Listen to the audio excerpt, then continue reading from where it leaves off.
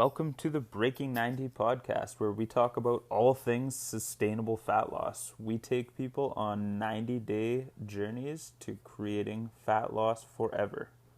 Thanks for listening. I hope you enjoy the episode. Hey everyone, welcome back to the Breaking 90 podcast. I'm your coach, Jerrika, with my amazing co-host, Kelly. And we are two of the coaches of Breaking 90 Fitness. How you doing, Kelly? I'm doing so well. How are you? Great. I'm so happy to be back chatting with you. Yeah, it's been a while. This feels good. Yeah, it has been. What's new in your world? Oh my goodness. So this is kind of like a vanity story, I guess. I got a new haircut and I naturally have wavy curly hair. And I just said to the woman, like, please cut it so that I can wear it curly because I've been straightening it for a long time. And she was like, yep, no problem. So this happened today. And I was like, I feel like I was born in the 20s, like the roaring 20s, and I lived in that lifetime. And then my soul reincarnated and was just like, we'll keep the same face and the same hair. It'll be fine. I love it so much. Thank you. It shocked me today. So I was like, okay, I guess we'll just roll with this. It's really hard for those that are listening. It's actually really hard to see your haircut because your shirt and your chair all blend with the exact color of your hair. I'm like, I can't tell if it's super short but I do love the natural curl. It's beautiful. Thanks. Yeah, it's just a different feel, different look. So it feels nice and refreshing. Spring is here and it's just nice to explore. I always highly suggest that to people, just something new, whether it's, getting a haircut or sometimes we'll get my nails done, which happens maybe once a year, and I just feel like a different person. So whatever that may be to help you feel great with the new season, I say go for it. Yeah. And I think those are really healthy little changes without doing something too drastic to your life. If you need change. Yeah. Yes. Cool.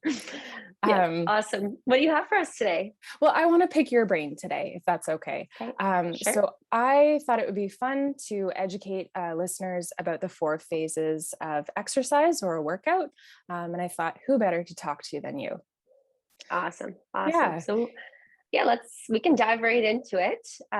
We'll kind of tackle what we're thinking, the benefits, kind of the importance of each. I'm thinking the importance of each phase. And if you have any questions throughout, we can kind of dive off a little bit and see where that takes us as well. Perfect. So first and foremost, the warm up. And I think it's important to break this down for individuals because sometimes there's a lot of stages that we skip. So talk to me about the importance of a warm-up and what it could look like for individuals.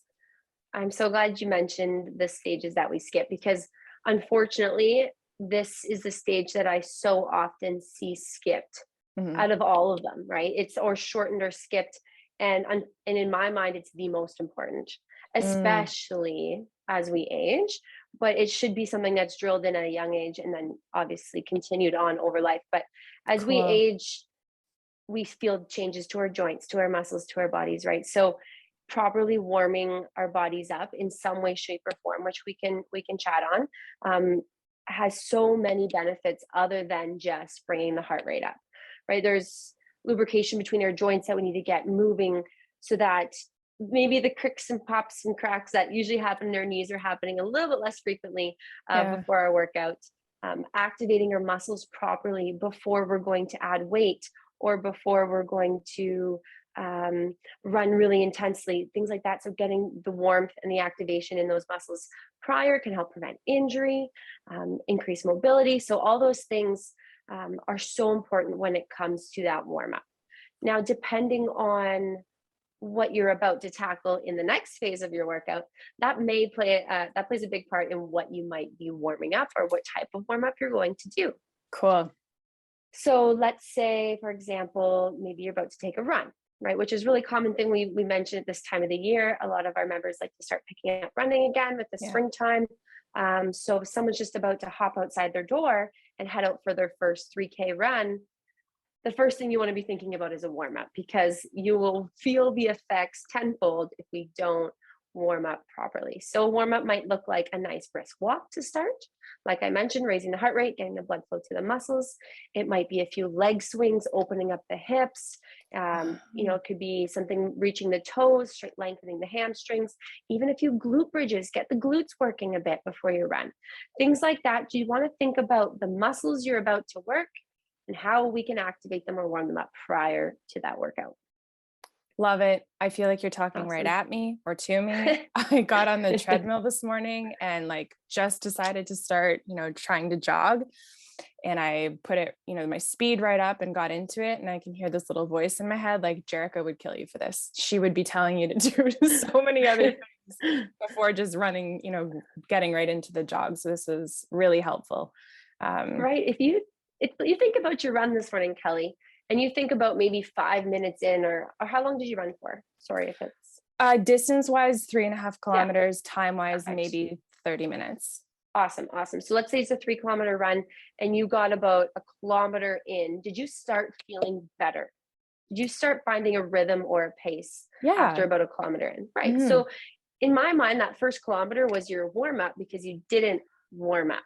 Right. Okay. So now it took you probably that long to start feeling a bit more comfortable in your run.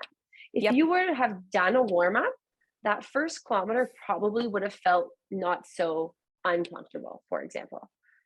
Does that Okay. make sense? Yeah, it was It's a also a common really thing that, nice way to put it. yeah, a common thing that I see, especially with running, is everyone's like, oh, I don't feel settled in until X distance or X number of Mhm. time. Well, if you went for that run prior, or that walk, or that, just some type of mobility prior to your run, you probably would have felt settled into that a lot sooner and more comfortable. And you would have probably got more benefits in terms of maybe running with a more equal stride or utilizing muscles properly versus feeling a little stiff and rigid at the start and then kind of compensating at the first kilometer mark, for example.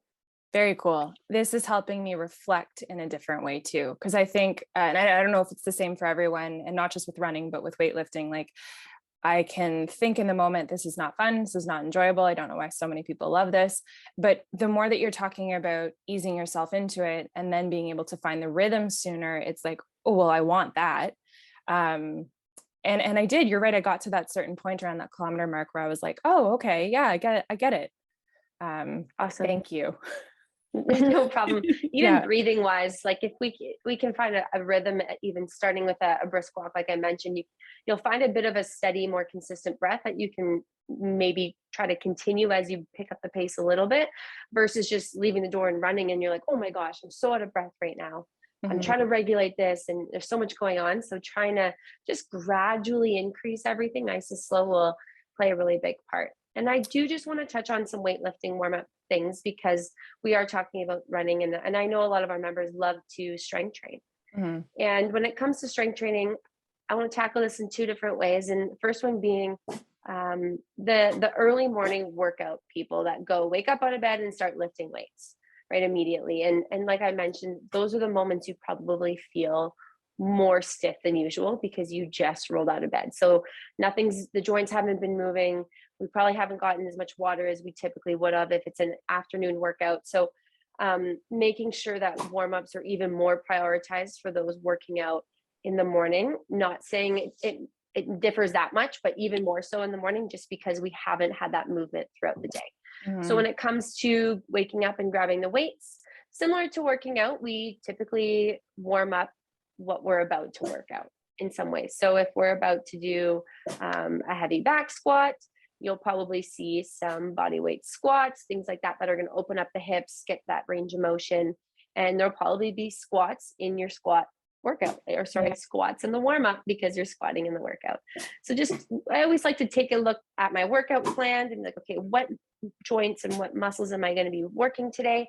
How can I warm those up, just to simplify it? Oh, so can I ask you specific questions? If I'm doing an upper body strength workout and I'm really Yep. focusing on biceps, triceps, well, people know what upper body is like. What does that look like in particular? Because I can envision, why you would want to do a squat without weights before you get into, Right. those deadlifts or something. But what does that look like for those particular muscles? So when it comes to upper body, I always just try to pick compound movements that work multiple muscles in the upper body, like a yoga push-up, for example. It Cool. incorporates that mobility. So when you do a yoga position, it's like a downward dog, right? You're opening up the shoulders, you're getting mobility in the spine, but then you're going into a push-up. So now that's activating the muscles. So I always love that kind of mobility aspect right into that push-up contraction aspect. So that kind of works the shoulders, the back, the chest, and gives you that kind of stretch feeling that feels good in the morning. Cool. So that kind of leads me to the next phase, and my next question is stretching as the Mhm. next phase. Like, what is the difference, and how do I know if I'm in my warm up versus in stretching? You'll see there's actually a lot of discrepancy, and I'm not going to say there's no necessarily right or wrong answer here, but you'll see a lot of people incorporating some mobility um, exercises as part of their warm up routine. And you'll see the stretching, the more passive stretching, actually in their cool down routine, which we'll talk about later.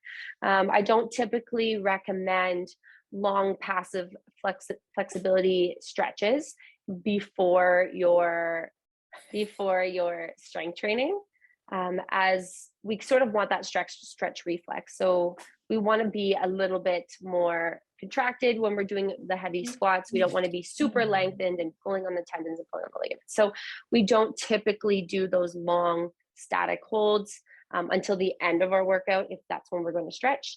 Mobility wise, you might see somebody, grabbing a broomstick and bringing it above their head and getting their shoulders moving. That's a more dynamic warm up. So that's, like I mentioned before, working the joints, range of motion, stretching it more in a dynamic aspect, meaning movement. So it's not static, it's not stationary. You're seeing a more of a movement flow happening in the dynamic warm up, and that's fine. And you'll see a lot of people who actually don't do that and don't necessarily believe in that portion. And I'm not saying there's a right or wrong answer, in my opinion. Personally, I see the benefits. I love feeling just a little bit more mobile. So I do incorporate some dynamic movements in my warm up, as well as a actual warm up for the muscles in terms of push-ups for that upper body. Cool. This is wonderful. It's helping. I think just as a listener, as someone who doesn't coach for movement, it's helping me discern what activity is serving what purpose. Right. And I don't want to overcomplicate anything either, right? When it comes to people at home just looking to get started, that might just mean, like I mentioned, a couple high knees, a couple butt kicks, a few squats, and some shoulder circles. That might be enough to just get into your warm up or into your workout. But for someone who's looking at lifting a 200-pound personal record back squat today, you might want to work on your ankle range of motion. So that's going to come in that mobility phase, where you might want to do ankle range of motion drills for specifically getting lower into that back squat. So there's different, depending on what your goals are, there's different ways to tackle it. But I do want to make sure we keep it simple in terms of just thinking about bringing the heart rate up and activating the muscles that should be activated for that workout. Perfect. Okay, so then third phase being conditioning. Awesome. So after our warm up, after our workout, we go into conditioning, or it could be part of the workout. Whether we're doing, I would typically recommend strength training first. That is typical on most people's goals, with strength gains being their focus. So whatever you want to focus on, whether that's conditioning or whether that's strength, I always recommend putting them first so that your energy can be kind of put towards that. 9 times out of 10, I am putting someone's strength stuff in the first portion of their workout and their conditioning towards the end of the workout. Is there, again, right or wrong? Not necessarily. Depends on your goals, depends on your coach. So conditioning will be some form of, and this is individual to most people, depends on what your goals are. You might see an area that gets your heart rate up. You might see an area that tackles specific, like for you, Kelly, you love to play volleyball. So there might be movements that have more jumping movements, some lateral movements, some things like that, that's going to get your heart rate up, but challenge you in a different way. Super cool. And this can also be incorporated into conditioning, can be like your endurance as well. So for those athletes looking to, or for those individuals looking to work on cardiovascular, this can be a place where you might want to do your 20 minutes on, if running is important to you, then you might want to do that then. Again, there's no necessarily right or wrong place to put it, but it just depends on your goals in that portion. Cool. So I'm hearing to consult someone, depending on what it is you're actually trying to achieve, instead of trying to do a mishmash of your own trial and error. Yes, I saw this funny meme the other day. It was a coach, and they were like getting out of bed, and it's like, okay, here's to 500. It depends coming forward today. Like they're just preparing themselves as a coach to say it depends like 500 times, because unfortunately that's our answer 9 times out of 10. But yes, I do recommend, depending on your goals, your workout program can look very different from the person beside you. Now, if you are just looking to get moving, to get active, to create some muscle, to burn some fat, burn calories, then that might not be as, necessarily specific and individualized, because we just want to, at the end of the day, build that muscle and keep you moving. Now, if you're someone who's specific, like we mentioned, volleyball, running, lifting 200 pounds, then that's where you're going to want those really important one-on-one consults. Cool. Love it. So, okay, bringing us to our cool down. Awesome. So this is, again, another underrated portion of our workouts. And, if you are someone who finished on conditioning because you love that sweat at the end and you love feeling like, oh, I just accomplished something so awesome, and then you just finish your workout, walk upstairs and start doing something, your heart rate's so high. And that can be really dangerous in terms of if you're not someone who's used to having that high heart rate, and now you forgot to lower it, and you're breathing really heavy and you're hungry, so you want to make sure that at the end of your workout, you cool down. For some people, that is a passive stretch. Your muscles are worn. This is a great time to do those long stretches if that's something that meets your goals. If increasing flexibility is something that you want or is a priority, or maybe your physio has talked to you about it, then this is a great time because you're worn. A cool down can be maybe just a walk, right? Bringing your heart rate down gradually. It can be a little bit of yoga. I mean, it ranges person to person, but it is very important to kind of let the muscles chill a little bit, bring the heart rate down, and kind of just reflect a little bit. That's kind of my recommendation. I think it's so important. And even as a coach, this is probably the one that I hate to say this, that I skip the most. Okay. I'll be honest. Yeah, that's awesome. And in the last, I'd say, few months, it's something that I've tried to prioritize it. And it feels so, I love to stretch. I'm a dancer in my young life. So bringing that stretching back, it sure feels good. And that keep maintaining that mobility is something that I find important. So that's why I'm going to prioritize it. Lovely. Yeah. Thank you. This was hugely educational. I specifically for the cool down, I don't know where I thought this, but I thought the cool down was the shower. I thought that was your time to just like let things wash over you, let your body relax. And it's silly, now that I'm listening to the benefits of what a real cool down does for you. And you even said in the words, you forgot to lower your heart rate. And I'm thinking, I didn't know to lower my heart rate at a certain point in life. I just thought, the workout's done. I clicked complete and now I'm moving on with my day. There wasn't really, in my background, there wasn't an education of why it mattered so much. And I thought the shower was the self-care part. So it's really cool to hear you talk about the different ways. Like you said, it depends. Hopefully listeners got a lot out of this. I'm sure they did. Absolutely. And if anyone has any other questions, make sure you reach out to one of us, or even Coach Alex, we would love to kind of branch off this more. This can go, like I mentioned, in so many different directions, depending on what you want to focus on. But just having that broad kind of outlook to know there's usually the phases of a warm up, of either a strength training component or a conditioning component or whatever technique stuff you're working on, and then some type of cool down component. That's kind of the phases of a good important program, in my opinion. Love it. Okay. So I'm going to leave listeners with a kitchen tip today before we sign off. And this is just, this was trial and error and me learning and my partner learning in the kitchen. Is we would often make a big meal, specifically with chicken, and we would cook the chicken specific to that meal in particular. And then we found that we were wasting a lot of it. So we've gotten into this really great habit where we will take the chicken that we need for that meal in particular, and then take the rest of the pack and cook it plain, put it in the fridge to repurpose it. And in that way, it becomes completely flexible to whatever meal you want to take or offer to others in your family for the rest of the week, instead of feeling like you're eating the same meal over and over again for 4 days. Flavors. Where you don't want, you don't want it that often. So it's just something that people might want to think about and incorporate. And that can go for any of your proteins or any of your vegetables, right? is just add what Absolutely. you need to the sauce that you're using that night, and save the rest to repurpose. I love that. That makes me think of when I do a big kind of protein haul and I get a big pack of chicken. I'll do like 3 breasts in a freezer Ziploc baggie, and pour, like a lemon flavoring season. And then I'll do 3 breasts with like a barbecue.